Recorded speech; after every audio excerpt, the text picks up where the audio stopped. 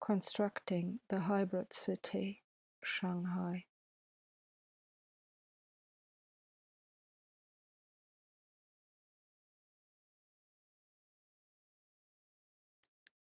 Possibly, there is no better place than an airport to begin a journey into the realms of the images that seem to mark contemporary life. Within the cityscapes of our contemporary urban centers, airports, strangely enough, despite the digital revolution, still seem to provide for the strongest images, signaling connectedness. Airports are highly symbolic for the lifestyle of the cosmopolitans who populate every urban center that is considered important. They are symbolic of an everywhere, nowhere, of ubiquitous communication and trade. They are symbolic of a world whose life we just recently saw halted. Some saw it with fear, some with hope.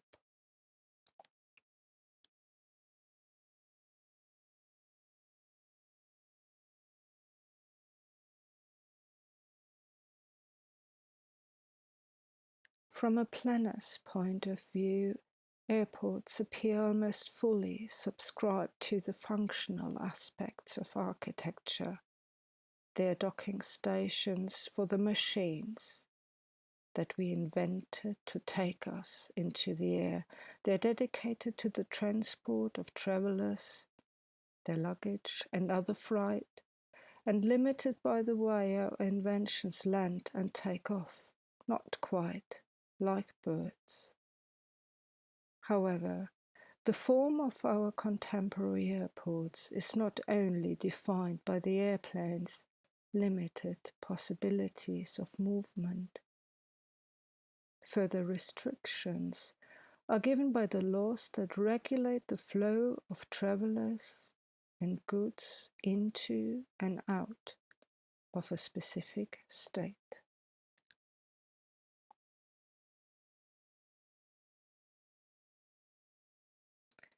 Thus, while the airplanes, with their restricted range of movements, on the one hand define to a large extent the form of the airport, on the other hand, the airport, again with the help of its formal expression, restricts the possibilities of the passengers' movements. Airports are mediators. In the name of law, they adjust human beings to the limited possibilities of machines. They're docking stations not only for machines but also for human beings. Is it possibly this specific kind of flatness that turns architecture into the image of a building?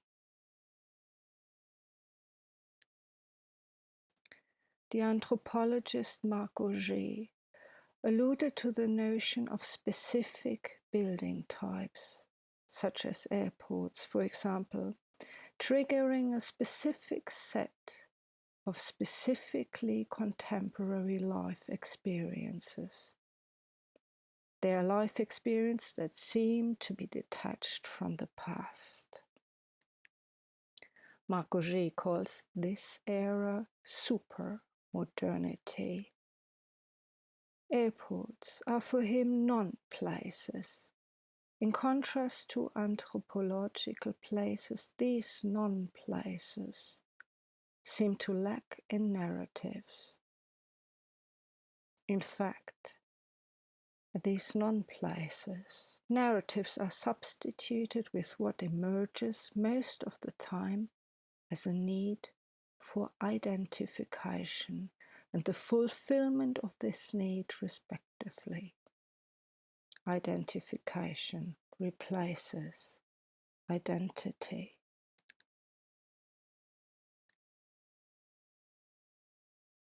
I began this journey at an airport that will appear for many of you who are watching this presentation to be located in one way or another on the other side of this world. This faraway place is marked by a long-lasting tradition of writing language in the form of images. An excursion to this other world might help us, I thought, to gain a different understanding of the images that we deal with in our urban everyday and what they could be. I began this journey at Pudong Airport in Shanghai, China, one of the busiest airports in the world.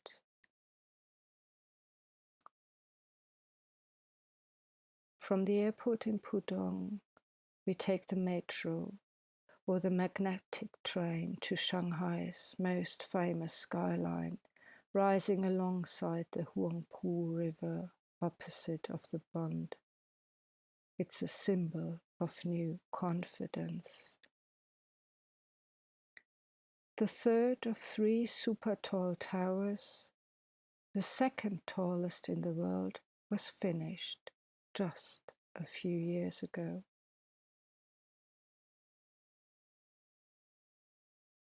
On the way to the metro, I catch a glance of the airport from outside.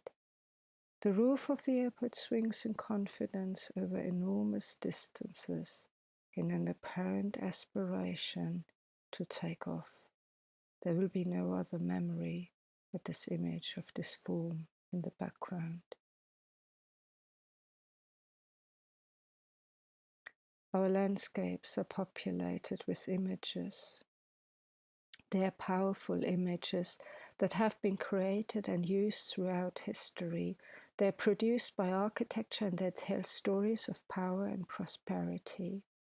Political powers of all schools of thought have recognized in architecture the perfect ambassador for the efficient advertisement of their value concepts. Our cities, in the West and in the East, testify this process. The competitions for the highest skyscraper, the largest theatre, and the city that is built fastest persistently continue. Consequently, the public rarely perceives architecture beyond its function as image. What does it mean to detach architecture from its image? What does it mean to posit the question about the beyond of the image, or rather, what does it mean to consider architecture beyond its image of power? In which way does this dissolution of the image possibly imply the dissolution of power itself, because power, in fact, presupposes the static image?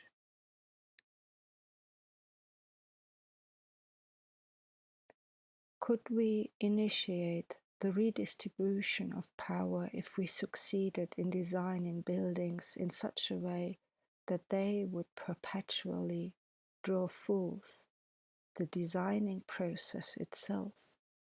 Could we imagine an architecture that does not, to cite Diane Sujic, suppress the individual into the mass in order to glorify and magnify the individual autocrat?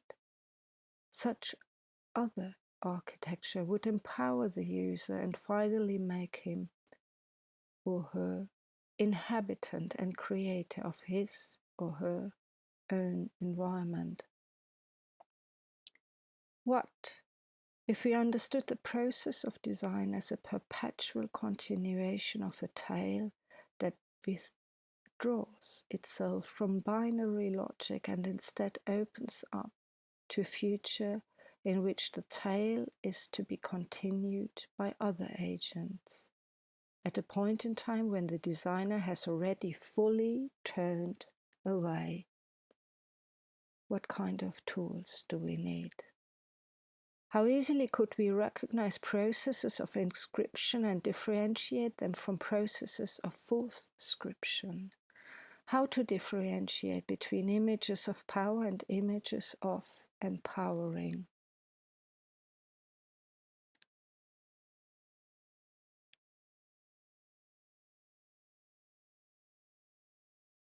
There's hardly any kind of object that the image of the skyline of Shanghai's Pudong has not been transferred to.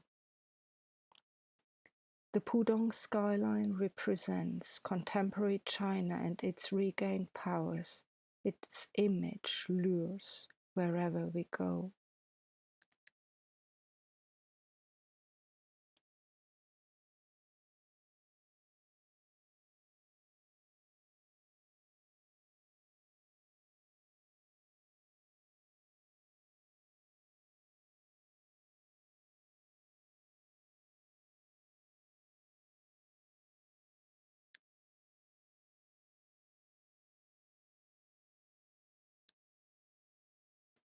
Shanghai is a rapidly changing city with a heavy influx of migrants. It gained 7 million new inhabitants in the past decade alone. Around 40% of its estimated 27 million inhabitants consist of migrants from other provinces. They are Chinese migrants, but they do not speak Shanghainese. They work on the city's myriad construction sites, clean the city's streets and buildings, work in factories producing goods for Western consumption, and some have small shops where they sell the newest gadgets to the growing number of users of cheap, smart technology. The so-called E-generation, young people of various backgrounds who have grown up as only children, who are constantly wired and have learned to adopt new technologies faster than China's cities, metaphors around them. Many of them, again, are migrants, floating through the city, somehow detached, but connected to other places, their hometowns, where they have friends and family and rights.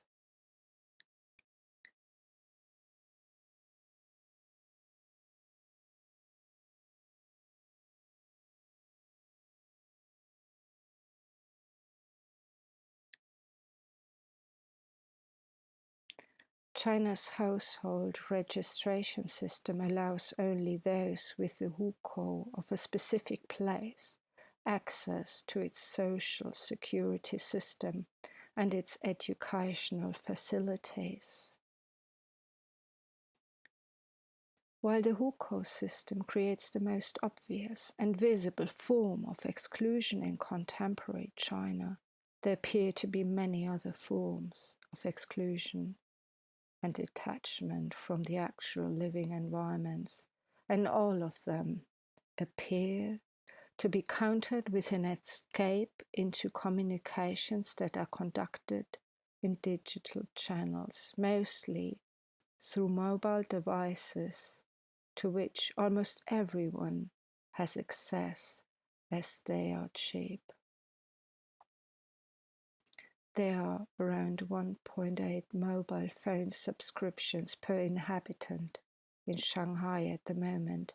For comparison, the rates in Western countries typically range between 1.1 and 1.25. If the idea of place cannot be detached from physical living environments, then contemporary China may face an existential question.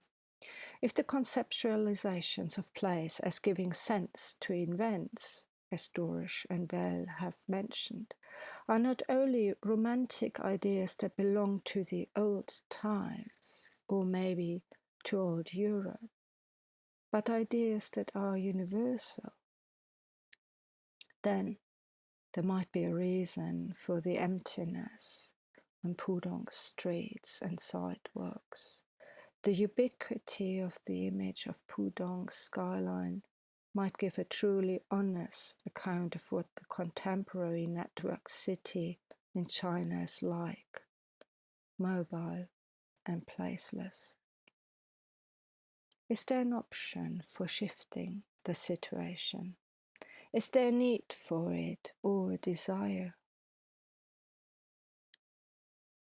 After reviewing ideas of place and narrative and related to these the role of media and technology, a detour via Chinese aesthetics, I suggest, could be useful as an exercise in suspending fixed conceptions.